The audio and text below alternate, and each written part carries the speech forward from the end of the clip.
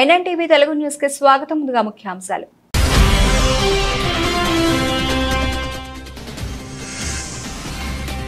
తెల్ల ration card కోసం ఎదురు చూస్తున్న ప్రజలకు తెలంగాణ ప్రభుత్వం శుభవార్త. అర్హులందరికీ తెల్ల రేషన్ కార్డును మంజూరు చేస్తామని ప్రకటించిన మంత్రి ఉత్తమ్.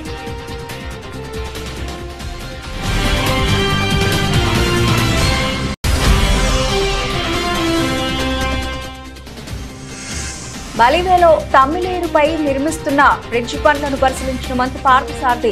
నిర్మాణ పనులను వేగవంతం చేయాలని అధికారులకు సూచన.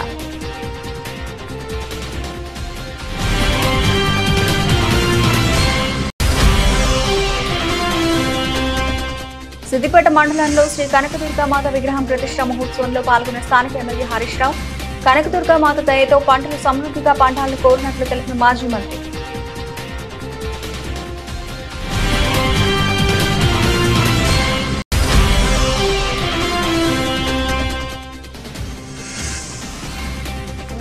బంగ్లాదేశ్ లో హిందువుల భారీ ర్యాలీ. 7 లక్షలాది మంది హాజరు. సంఘీభావంగా పాల్గొన్న విద్యార్థి సంఘాలు.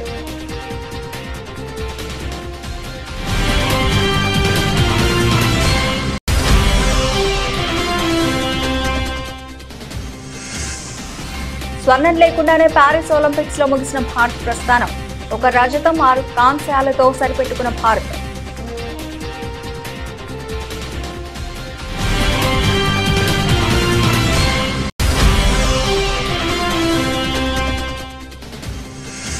హిడెన్బర్గ్ ఆరోపణలపై స్పందించిన సెబీ చీఫ్. సెబీకి ఎప్పటికప్పుడు తమ ఆర్థిక అంశాల డాక్యుమెంట్లు సమర్పిస్తున్నామని స్పష్టీకరణ.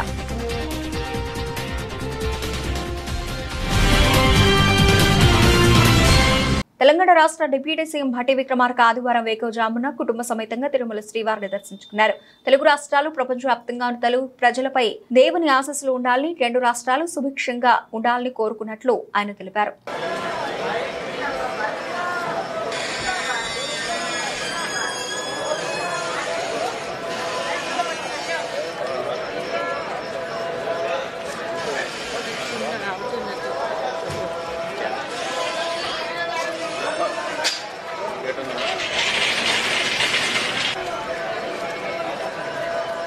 దేవస్థానం శ్రీ వెంకటేశ్వర స్వామి వారి దర్శనార్థమే ఇక్కడ రావడం జరిగింది. వారి ఆశీస్సులు నిండుగా 2 తెలుగు రాష్ట్రాలపైన, అట్లాగే ప్రపంచవ్యాప్తంగా ఉన్నటువంటి తెలుగు వాళ్ళందరిపైన ఉండాలని, పంటలతో అట్లాగే పాడి పంటలతో 2 రాష్ట్రాలు కూడా ఎటువంటి కరువు కాటకాలు లేకుండా సుభిక్షంగా ఉండాలని ఆశీర్వదించవలసిందిగా వారు వేడుకుంటున్నారు. ఏళ్లుగా తెల్ల రేషన్ కార్డు కోసం ఎదురు చూస్తున్న ప్రజలకు తెలంగాణ ప్రభుత్వం శుభవార్త చెప్పింది. రేషన్ కార్డుల జారీ ప్రక్రియను వేగవంతంగా చేసింది. అర్హులందరికీ తెల్ల రేషన్ కార్డులు మంజూరు చేస్తామని ప్రకటించిన రాష్ట్ర ప్రభుత్వం ఆ దిశగా అడుగులు వేస్తోంది. తాజాగా ఇదే అంశంపై రాష్ట్ర కేబినెట్ సబ్ కమిటీ భేటీ అయింది. మంత్రి ఉత్తమ్ కుమార్ రెడ్డి అధ్యక్షతన జరిగిన ఈ సమావేశంలో ఇతర మంత్రులు, సంబంధిత శాఖ అధికారులు హాజరయ్యారు. రేషన్ కార్డుల జారీపై కీలక కామెంట్లు చేశారు ఉత్తమ్. అలాగే రాష్ట్రంలో అర్హులైన ప్రజలందరికీ తెల్ల రేషన్ కార్డు జారీ చేస్తామని రాష్ట్ర పౌర సరఫరాల శాఖ మంత్రి ఉత్తమ్ కుమార్ రెడ్డి తెలిపారు. గ్రామీణ ప్రాంతాల వార్షిక ఆదాయం 1,50,000, మాగాడి 3.50 ఎకరాలు, చిలక 7.5 ఎకరాలు ప్రామాణికంగా తెల్ల రేషన్ కార్డు మంజూరు చేయడం జరుగుతుందని తెలిపారు. అలాగే పట్టణ ప్రాంతాల్లో వార్షిక ఆదాయం 2 లక్షలకు నిర్ణయించారు. పట్టణ ప్రాంతాల్లో భూములను కాకుండా వార్షిక ఆదాయాన్ని ఆధారంగా రేషన్ కార్డు మంజూరు చేయనున్నట్లు తెలిపారు.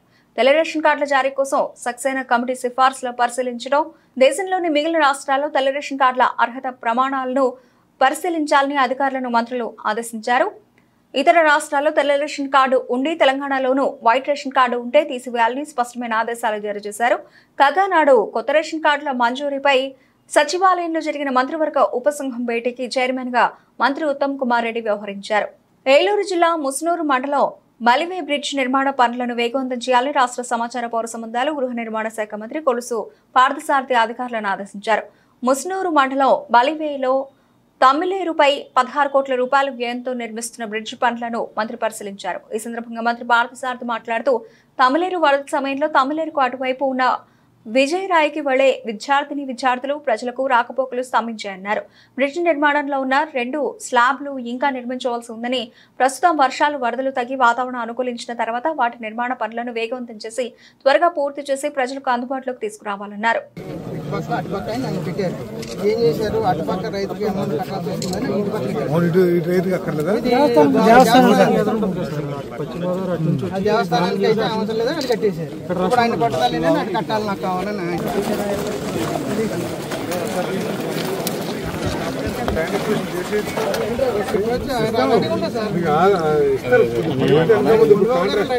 కాంట్రాక్టులు చేస్తున్నారు, వీళ్ళకేం డబ్బులు రేపు ఎల్లుండి పడిపోతే సంవత్సరం కూడా అవుతున్నారు.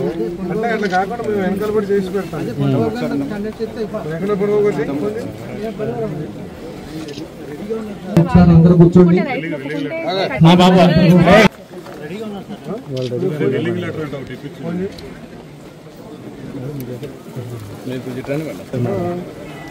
ఎందుకు అయిపోతే చిన్నప్పుడు ఉపయోగం ఉండదు. మన సైడ్ ఇటుపక్కంటే అక్విజిషన్ అయిపోయింది. అక్కడ ఒకటే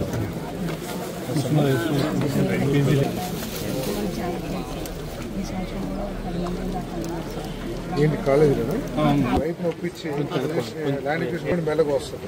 దాటి మొదలు పెడితే ఈ బ్రిడ్జ్ చెప్పు ఈయన వాటర్ తగ్గానే మనం సెంట్రింగ్ కట్టడం చేయాలి. కట్టాలి ఎవరైనా తగ్గాలి. నేను తగ్గాలి.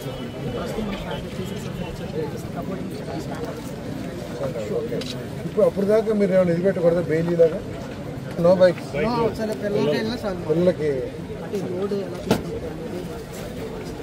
పిల్లలకి బెయిలీ ఆల్రెడీ మీరు ఫుటింగ్ అయితే కట్టేశారు కదా, స్లాబ్ గటర్స్ కూడా అయిపోయిన తర్వాత దాని మీద రేకులు వేస్తాను కాబట్టి పిల్లలు బాగా ఇబ్బంది పడుతున్నారు. నెంబర్ 1 తెలంగాణ రాష్ట్రంలో కనకదుర్గ మాత దయతో పంటలు సమృద్ధిగా పండాలని కోరినట్లు మాజీ మంత్రి ఎమ్మెల్యే హరీష్ రావు తెలిపారు. కాంగ్రెస్ ప్రభుత్వం కాళేశ్వరం ప్రాజెక్టు మునిగిపోయిందని దుష్ప్రచారం చేశారని, కానీ కళ్ల ముందే కాళేశ్వరం జలాలు కనిపిస్తున్నాయని హరీష్ రావు అన్నారు. సిద్దిపేట జిల్లా రూరల్ మండలం పుల్లూరు గ్రామంలో శ్రీ కనకదుర్గ మాత విగ్రహం ప్రతిష్ఠా మహోత్సవంలో మాజీ మంత్రి ఎమ్మెల్యే హరీష్ రావు పాల్గొన్నారు. గ్రామంలోని చెరువులను కుంటలను కాళేశ్వరం జలాశయాలతో నింపినున్నట్లు తెలిపారు.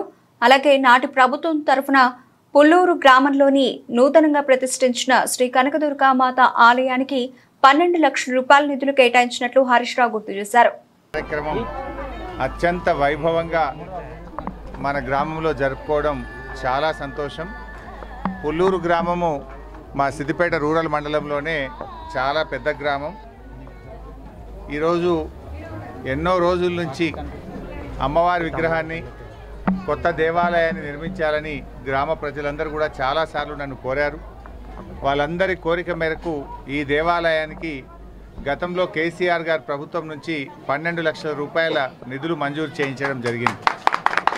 అంతేకాకుండా నేను సొంతంగా కూడా దాదాపు 1,50,000 రూపాయలతో గ్రానైట్ను, 300 బస్తాల సిమెంట్ను కూడా నేను సొంతంగా కూడా ఈ దేవాలయానికి సహకరించడం జరిగింది.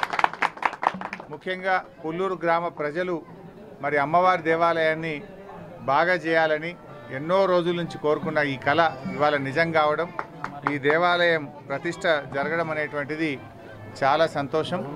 మరి ఆ అమ్మవారి దయతో పుల్లూరు గ్రామం ఇంకా మంచిగా అష్టైశ్వర్యాలతో అభివృద్ధి చెందాలని, గ్రామ ప్రజలందరూ సుఖ సంతోషాలతో ఉండాలని, ఈ గ్రామంలో మంచి వర్షాలు పడి తెలంగాణ ప్రాంతం అంతా కూడా మంచి పంటలు పండాలని అమ్మవారిని ప్రార్థిస్తూ ఉన్నా.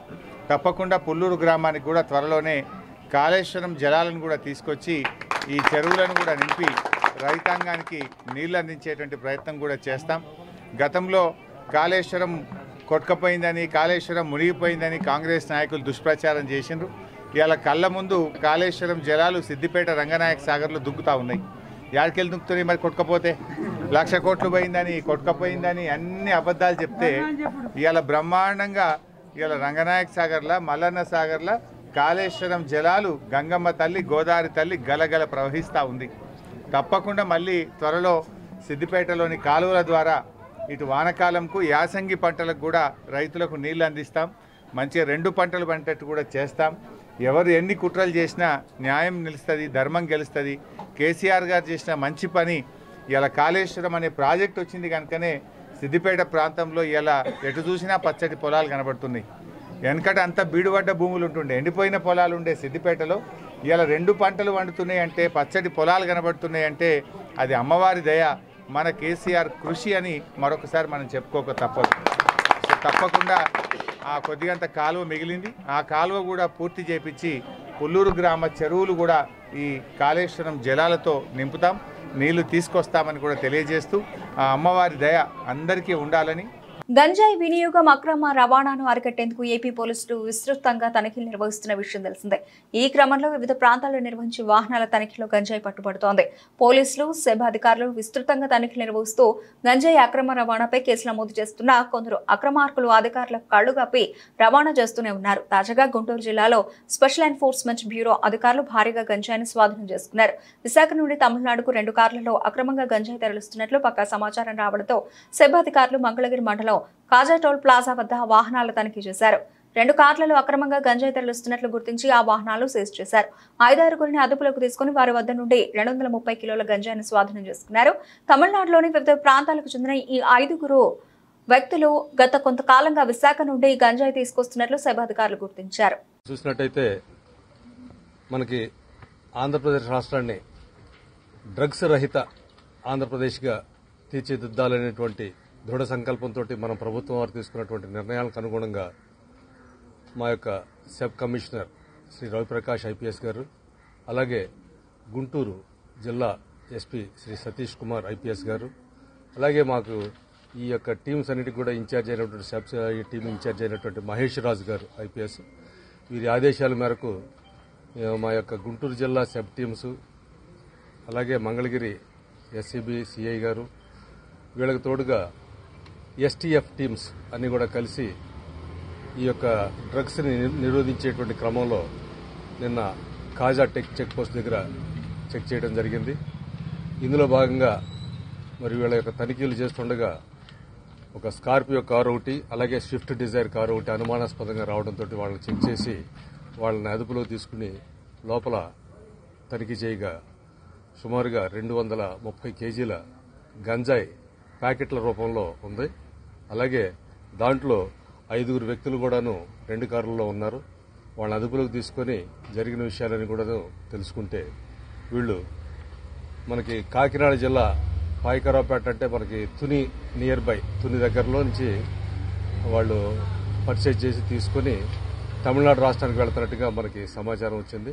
దాని మీద వాళ్ళందరినీ కూడా అదుపులోకి తీసుకొని ఆ వెహికల్స్ అన్నింటినీ కూడా సీజ్ చేసి ఆ మాల్ ఏదైతే 230 కేజీల గాంజా ఉందో దాన్ని కూడా సీజ్ చేసి వారి దగ్గర మరి 34,000 రూపాయలు. కర్ణాటకలోని హోస్పేటర్ సమీపంలో ఉన్న తుంగభద్ర డ్యాం గేటు ఒకటి కొట్టుకుపోయింది.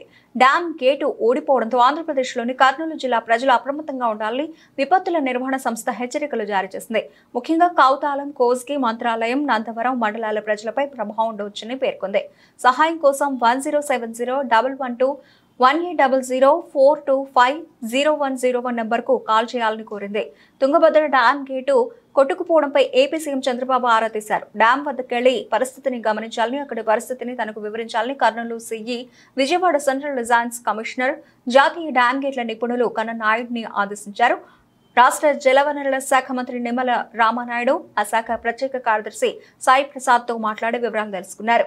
105 టీఎంసీల నీటి నిల్వ సామర్థ్యం కలిగినటువంటి తుంగభద్ర ప్రాజెక్టుకి సంబంధించినటువంటి మొత్తం 33 గేట్లలో 19వ గేటు రాత్రి సుమారు 11 గంటల సమయానికి కొట్టుకుపోయినటువంటి పరిస్థితుల్లో మన ముఖ్యమంత్రి చంద్రబాబు నాయుడు గారు వెంటనే స్పందించి వెంటనే జలవనరుల శాఖ మంత్రిగా నాతో, అదేవిధంగా మా కార్యదర్శి, మా ఈఎన్సీ ఇంజనీరింగ్ అధికారులందరితో కూడా ఆయన సమీక్ష జరిపి కర్ణాటక అధికారులతోటి మరి సమన్వయం ఎప్పటికప్పుడు చేసుకుంటూ అందులో భాగంగా పర్టికులర్గా ఏదైతే ఈ యొక్క గేట్స్ అమరికలో అత్యంత నిపుణత కలిగినటువంటి కన్నమనాయుడు గారు మొన్న పోలవరం ప్రాజెక్టు ఆ గేట్ల అమరికలో కూడా ఆయన కీలకంగా వ్యవహరించిన వ్యక్తి. ఆ కన్నమనాయుడు గారి యొక్క సారథ్యంలో ఏదైతే మన రాష్ట్రానికి సంబంధించినటువంటి యొక్క సెంట్రల్ డిజైనింగ్ ఆర్గనైజేషన్ ఏదైతే ఉందో ఆ సిఈ, ఎస్సీ, ఈఈలు వీరందరూ కూడా ఒక బృందంగా ఏర్పడి వెంటనే ఆ కొట్టుకుపోయినటువంటి గేట్కి పునర్నిర్మాణం చేయాలని చంద్రబాబు నాయుడు గారు ఇచ్చిన ఆదేశాలని ఇమ్మీడియట్లీ అమలు చేసుకుంటూ వస్తూ ఉన్నాం. ఏదైతే ఈ యొక్క తుంగభద్ర ప్రాజెక్టు పురాతన ప్రాజెక్టు కావడం వల్ల ఈ యొక్క గేట్కి ఇటువంటి సమస్య వచ్చినప్పుడు ఏదైతే స్టాప్ లాక్ గేట్స్ దీనికి ఆల్టర్నేటివ్ లేకపోవడం వల్ల ఈరోజు 30,000 క్యూసెక్కుల నీరు వరకు కూడా ఆ యొక్క కొట్టుకుపోయిన గేట్ నుంచి కిందకి పోతున్నటువంటి పరిస్థితి. అయితే ఒక్క గేట్ నుంచే ఇంత నీరు పోతే మిగిలిన గేట్స్ కూడా ప్రెషర్ ఏర్పడుతుందనే ఉద్దేశంతో, అదేవిధంగా మళ్ళీ కొట్టుకుపోయినటువంటి గేటు స్థానంలో మరొక గేటుని ఏర్పాటు చేయాలి కాబట్టి నీటిని కూడా తగ్గించాలనే ఉద్దేశంతో 90,000 క్యూసెక్కుల నీరు వరకు కూడా క్రిందకి వదులుతున్నామని చెప్పేసి సంబంధిత ప్రాజెక్టు అధికారులు కూడా చెప్పడం జరుగుతూ ఉంది. ఏదైతే ఈ యొక్క కొట్టుకుపోయినటువంటి గేటు సైజు చూస్తే 60 అడుగులు ఇంటూ 20 అడుగులు. అయితే అంత గేట్ని మనం ఇమీడియట్లీ స్టాప్ లాక్ గేట్గా మనం తయారు చేసి పెట్టలేం కాబట్టి దాన్ని ఇప్పుడు 60 ఇంటూ 4 అడుగులు అంటే 5 గేట్లుగా చేసి ఆ స్టాప్ లాక్ గేట్స్ గా దాన్ని ఆల్టర్నేటివ్ గా అరేంజ్ చేసి సదాశివపేట మండలం పొట్టిపల్లి గ్రామంలో శనివారం సాయంత్రం జిల్లా అధ్యక్షులు గోదావరి అంజిరెడ్డి ఆదేశాల మేరకు కిసాన్ మోర్చా అధ్యక్షుడు రాజేందర్ రెడ్డి అధ్యక్షతన రచ్చబండ కార్యక్రమం నిర్వహించారు. కార్యక్రమంలో ముఖ్య అతిథిగా రాష్ట్ర ప్రధాన కార్యదర్శి ప్రేమేందర్ రెడ్డి హాజరై రుణమాఫీ కాని రైతుల వివరాలతో పాటు వారి సంతకాలను సేకరించారు. ఈ సందర్భంగా ప్రేమేందర్ రెడ్డి మాట్లాడుతూ రాష్ట్ర ప్రభుత్వం రైతులకు రుణమాఫీ చేస్తుందని చెబుతూ సగానికి పైగా రైతులకు రుణమాఫీ చేయకపోవడం దారుణమని, రైతుల సమస్యలపై బీజేపీ పార్టీ అండగా ఉంటుందని, రచ్చబండ కార్యక్రమం ద్వారా రైతుల సమస్యలను తెలుసుకుని పరిష్కరించేందుకు రాష్ట్ర ప్రభుత్వంపై ఒత్తిడి తీసుకొస్తామని అన్నారు. చూస్తూ ఉంటే రైతులందరూ కూడా చాలా సంతోషంగా ఉండి మరి రైతుల గురించి ఆలోచించేటువంటి పార్టీ భారతీయ జనతా పార్టీ ఉంది అని గర్వంగా చెప్పుకుంటున్నారు. వారికి ఈ రోజు ఏదైతే తెలంగాణ రాష్ట్ర ప్రభుత్వం కాంగ్రెస్ రైతులు నిలువున ముంచినటువంటి సంఘటన మేము ఎదుర్కొంటున్నామని చెప్పి రైతుల ఆవేదనను మనం చూస్తూ ఉన్నాం. ఇక్కడ ఉన్నటువంటి రైతులు చెప్తున్నారు ఏంటంటే మొన్నటికి మొన్న ఏదైతే తెలంగాణ రాష్ట్ర ప్రభుత్వం కాంగ్రెస్ ప్రభుత్వం చెప్పిందో రైతులందరికీ రుణమాఫీ చేసినామని చెప్పారు. ఇక్కడ ఒక 10% కూడా రుణమాఫీ చేయలేదు. 50,000 40,000 ఉన్న వాళ్ళకు కూడా చేయలేదు అని చెప్పి చెప్తున్నారు. అయితే మేము కూడా ఒక రైతు రచ్చబండ ద్వారా రైతుల ఆవేదన తెలుసుకోవాలి, వారికి న్యాయం జరగాలని చెప్పి వచ్చాను తప్ప రాజకీయం కోసం రాలేదు. కాబట్టి దయచేసి ఇప్పటికైనా కూడా తెలంగాణ రాష్ట్ర ప్రభుత్వం ఏదైతే ఉందో ఇప్పుడు ఉన్నటువంటి రైతులకు చాలా సన్నకారు చిన్నకారు రైతులు అప్పులు చేసి ఈ రోజు మళ్ళా పంట వేసుకోలేని పరిస్థితిలో ఉన్నారు. కాబట్టి వారందరినీ దృష్టిలో పెట్టుకొని మీరు ఏదైతే సెకండ్ విడత ఇస్తామని చెప్తున్నారో నిజంగా స్వచ్ఛమైనటువంటి రైతులకు బడా భూములుండి భూస్వాములకు కాకుండా 100,000 ఎకరాలు ఉన్న వాళ్ళకి కాకుండా 5 ఎకరాలు 10 ఎకరాలు ఉండి నిజంగా స్వచ్ఛమైన రైతులు ఎవరైతే రైతులు పంట పండిస్తారో వారికి రుణమాఫీ తప్పకుండా చెయ్యాలి అని చెప్పి మేము భారతీయ జనతా పార్టీ నుండి రైతుల పక్షాన డిమాండ్ చేస్తా ఉన్నాం. ఇది తప్పకుండా జరగాలని చెప్పి ఆశిస్తున్నాం. పొట్టిపల్లి గ్రామానికి వచ్చాం. ఇక్కడ రైతు రచ్చబండ కార్యక్రమంలో రైతు సోదరీమణులందరూ ఈ గ్రామానికి సంబంధించిన వాళ్ళందరూ కూడా పాల్గొన్నారు. వాళ్ళందరికీ రుణమాఫీ అయిందా లేదా అనే విషయాన్ని తెలుసుకోవడం కోసమే మేము వచ్చాం. అదేవిధంగా రైతు భరోసా కానీ ఇతర ఏదైతే ప్రభుత్వం చెప్పిన యొక్క విషయాలన్నీ కూడా వాళ్ళకు అమలు జరుగుతున్నాయా లేదా అనే విషయాన్ని తెలుసుకోవడం కోసం వచ్చినాం. ఎవరినో విమర్శించడానికి, ఎవరినో తప్పు పట్టడానికి కాదు. కానీ రైతుల జీవితాలు బాగుపడాలి, వాళ్ళకు వ్యవసాయం పండుగ కావాలి, వ్యవసాయం లాభసాటి కావాలి, రైతు కూడా గౌరవంగా బతకాలి, రైతు బిడ్డలకు కూడా మంచి పెళ్లిళ్ళు అయ్యే పరిస్థితి రావాలంటే రైతుకు ఆర్థికంగా ఎదగాలి అనే ఉద్దేశంతోనే మేమందరం కూడా ఇక్కడికి వచ్చినాం ఈరోజు. కానీ దురదృష్టవశాత్తు ఏంటంటే ఈ పొట్టిపల్లి గ్రామంలో కేవలం ఒక 20-25% పర్సన్స్కు మాత్రమే ఈ యొక్క రుణమాఫీ జరిగినట్టుగా మాకు ఇవాళ రైతులతో మాట్లాడిన తర్వాత తెలిసింది. కాబట్టి మిగతా వారికి కూడా ఎలాంటి మెలికలు పెట్టకుండా ప్రభుత్వం ఎలాంటి కండిషన్స్ పెట్టకుండా మీరు ఎన్నికల ముందు ఏ విధంగానైతే అందరికీ రుణమాఫీ చేస్తామన్నారో పంట రుణాలన్నింటినీ కూడా మాఫీ చేయండి. మేము చెప్పేది రియల్ ఎస్టేట్ వాళ్ళకి చేయమని మేము అడుగుతలేము, లేదంటే బడా భూస్వాములు 100 ఎకరాలు ఉన్న వాళ్ళకి చేయమని అడుగుతలేము. చిన్న సన్నకారు రైతులు 3 ఎకరాలు 4 ఎకరాలు 5 ఎకరాలు 10 ఎకరాలు ఉన్న చిన్న వాళ్ళు ఎంతో కష్టపడి రుణాలు చేసిండ్రు, అప్పులు చేసిండ్రు. ఆ అప్పులు నెరవేరక వడ్డీలు అయిపోతున్నాయి. బ్యాంకులలో ఇబ్బందికరమైన పరిస్థితి, మళ్ళీ బయట అప్పు పుట్టే పరిస్థితి లేదు. కాబట్టి ప్రభుత్వం చెప్పిన విధంగా తప్పక వాటిని అన్నింటినీ రుణమాఫీ చేయాలని. విజయవాడ నగరం నట్టి నడిబొడ్డున అంబేద్కర్ స్మృతి వనంలో అంబేద్కర్ 125 అడుగుల కాంస్య విగ్రహాన్ని ధ్వంసం చేయడానికి ప్రయత్నించి చివరకు జగన్మోహన్ రెడ్డి పేరు గల అక్షరాలను ధ్వంసం చేశారని, ఇది పిరికి పందుల చర్య అని పలువురు వైసీపీ శ్రేణులు ధ్వజమెత్తారు.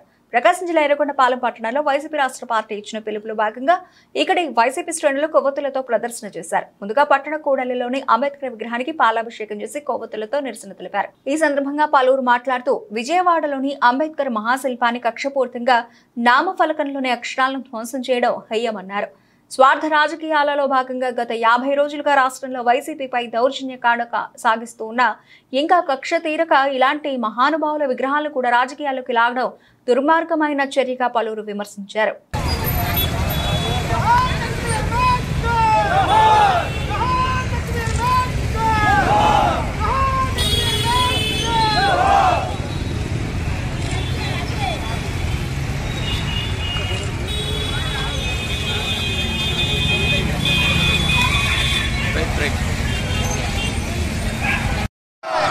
డాక్టర్ బిఆర్ అంబేద్కర్ దళితుల ఐక్యత, దళితుల ఐక్యత.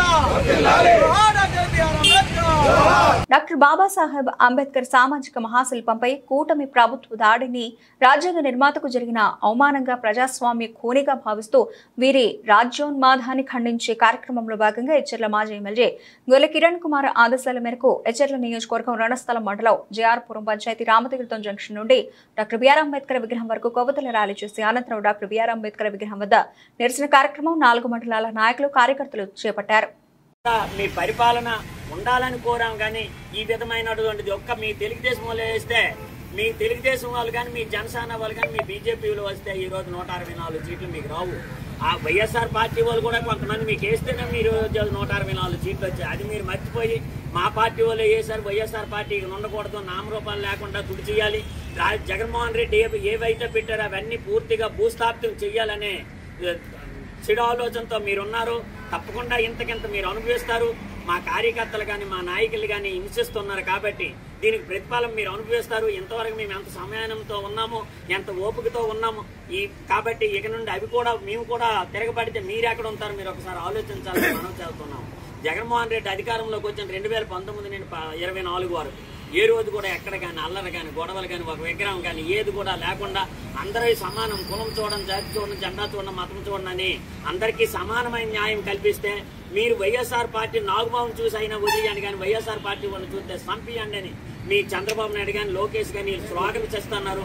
దయచేసి మనం నిన్న చూసాం ఒక ఎమ్మెల్యే ప్రతి మండలానికి 3 నాయకులు, పెద్ద నాయకులు సంపియండి అని మాట్లాడితే అది ఎంత దౌర్భాగ్యమైన పరిస్థితితో, ఎంత హత్యా రాజకీయాల పరిస్థితితో మీరు ఒకసారి ఆలోచించాలని మనం చేస్తూ, దయచేసి ఇకనైనా ఈ హత్యా రాజకీయాలు కానీ ఈ రౌడీ మోకల, అల్లరి మోకల తాలూకా ఈ చెడు చేష్టలు కానీ బాబాసాహెబ్ అంబేద్కర్ విగ్రహం తాలూకా ధ్వంస కార్యక్రమాలు కానీ ఇవన్నీ మేము ఖండిస్తున్నాం. ఇక్కడికైనా ఇంతటితో ఆపండి. ఈ సంస్కృతి మంచిది కాదు.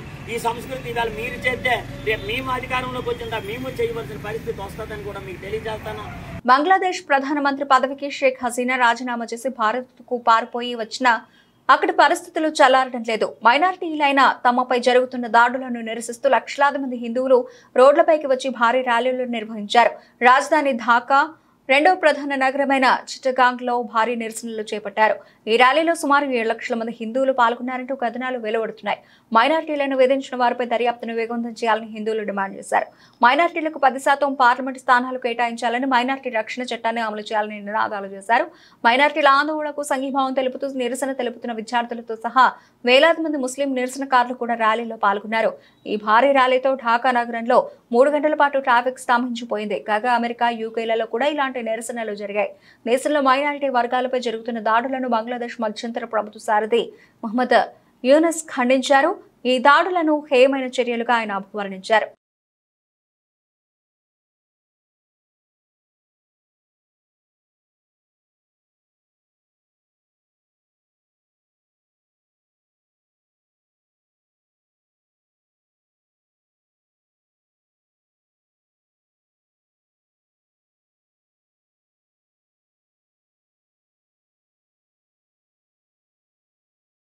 పారిస్ ఒలింపిక్స్ 2024లో భారత్ ప్రస్థానం ముగిసింది. నిన్న రెజ్లర్ రితికా హుడా మ్యాచ్ ను చేజార్చుకుని పోటీ నుంచి నిష్క్రమించడంతో భారత అథ్లెట్లు ఆడాల్సిన అన్ని క్రీడలు ముగిశాయి. దీంతో ఈ ఒలింపిక్స్ లో స్వర్ణం లేకుండానే భారత్ తిరుగుముఖం పట్టినట్టు అయింది. ఒక రజతం 5 కాంస్యాలు మాత్రమే సాధించడంతో పతకాల పట్టికలో బాగా వెనుకబడింది. ప్రస్తుతానికి 70వ స్థానంలో నిలిచింది. అయితే చివరి రోజైన ఆదివారం పలు ముఖ్యమైన ఈవెంట్లు జరగనున్నాయి. అన్ని క్రీడలు పూర్తయ్యేసరికి భారత స్థానం మరింత దిగజారే అవకాశాలు ఉన్నాయి. కాగా 2020 టోక్యో ఒలింపిక్ గేమ్స్ లో భారత్ 7 పతకాలు సాధించిన విషయం తెలిసిందే. కాగా పారిస్ ఒలింపిక్ గేమ్స్ ఇవాళ ముగియనున్నాయి. నేటి షెడ్యూల్ ప్రకారం మ్యాచ్లు పూర్తయిన తర్వాత ముగింపు వేడుకలను నిర్వహించనున్నారు. ఇందుకోసం ఇప్పటికే ఏర్పాట్లు పూర్తయ్యాయి. కాగా మహిళల 50 కేజీల విభాగంలో స్టార్ రెజ్లర్ వినేష్ ఫోగట్ రజత పథకం కోసం చేసుకున్న అప్పీల్ ప్రస్తుతం పెండింగ్ లో ఉంది. సెమీఫైనల్లో విజయం సాధించిన ఆమె 100 గ్రాములు ఎక్కువ బరువు ఉండడంతో ఫైనల్ ఆడకుండా అనర్హత వేడివేశారు. దీంతో రజతం కోసం అప్పీల్ చేయగా ఈ విషయం ప్రస్తుతం CAS పరిధిలో ఉంది. ఆగస్టు 13న నిర్ణయం వెలువడనుంది. అదానీ సంస్థలకు సంబంధించి ఆఫ్-4 ఫండ్లలో సెబీ చైర్పర్సన్ మానవి పొరిబచ్ ఆమె భర్తకు వాటాలు ఉన్నాయని అమెరికా షార్ట్ సెల్లర్ హిడెన్బర్గ్ ఆరోపించడం సంచలనంగా మారింది. ఈ ఆరోపణలను పొరిబచ్ దంపతులు నిర్ద్వందంగా తోసిపుచ్చారు. ఈ మేరకు తాజాగా ఒక ప్రకటన విడుదల చేశారు. ఇది తమ వ్యక్తిత్వ హననానికి జరుగుతున్న ప్రయత్నమని ఆగ్రహం వ్యక్తం చేశారు. హిడెన్బర్గ్ ఆరోపణలు నిరాధారమని, వాటిలో నిజం లేదని స్పష్టం చేశారు. తమ ఆర్థిక వ్యవహారాలన్నీ తెరిచిన పుస్తకమేనని పొరిబచ్ దంపతులు వ్యాఖ్యానించారు. తమ ఆర్థిక అంశాలకు సంబంధించి సెబీకి కొన్నేళ్లుగా అన్ని వివరాలు సమర్పిస్తున్నామని వెల్లడించారు. భవిష్యత్తులో కూడా ఈ వివరాలను సంబంధిత అధికారులకు అడిగిన వెంటనే అప్పగించేందుకు వెనకాడబోమని పేర్కొన్నారు. తాము ప్రైవేటు వ్యక్తులుగా ఉన్నప్పటికీ ఆర్థిక లావాదేవీల డాక్యుమెంట్లు సమర్పించేందుకు సిద్ధమని ప్రకటించారు. బులెటిన్ ముగించే ముందు హెడ్లైన్స్ మరోసారి.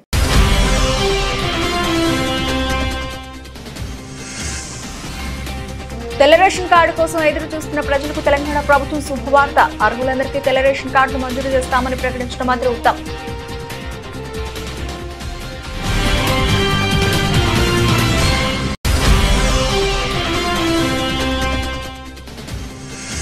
బలివేలో తమ్మిలేరుపై నిర్మిస్తున్న బ్రిడ్జి పనులను పరిశీలించిన మంత్రి పార్థసారథి.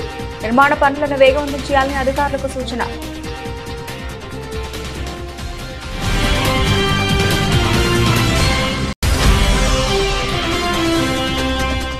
సిద్దిపేట మండలంలో శ్రీ కనకదుర్గామాత విగ్రహం ప్రతిష్ఠ మహోత్సవంలో పాల్గొన్న స్థానిక ఎమ్మెల్యే హరీష్ రావు.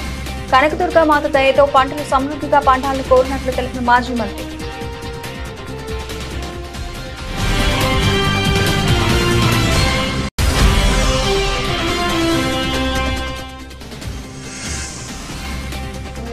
బంగ్లాదేశ్ లో హిందువుల భారీ ర్యాలీ. 7 లక్షలాది మంది హాజరు. సంఘీభావంగా పాల్గొన్న విద్యార్థి సంఘాలు.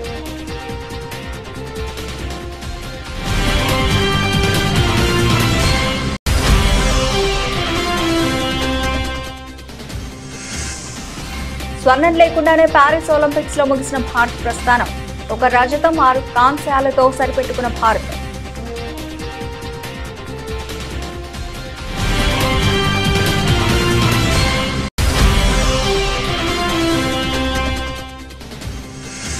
హిడెన్బర్గ్ ఆరోపణలపై స్పందించిన సెబీ చీఫ్. సెబీకి ఎప్పటికప్పుడు తమ ఆర్థిక అంశాల డాక్యుమెంట్లు సమర్పిస్తున్నామని స్పష్టీకరణ.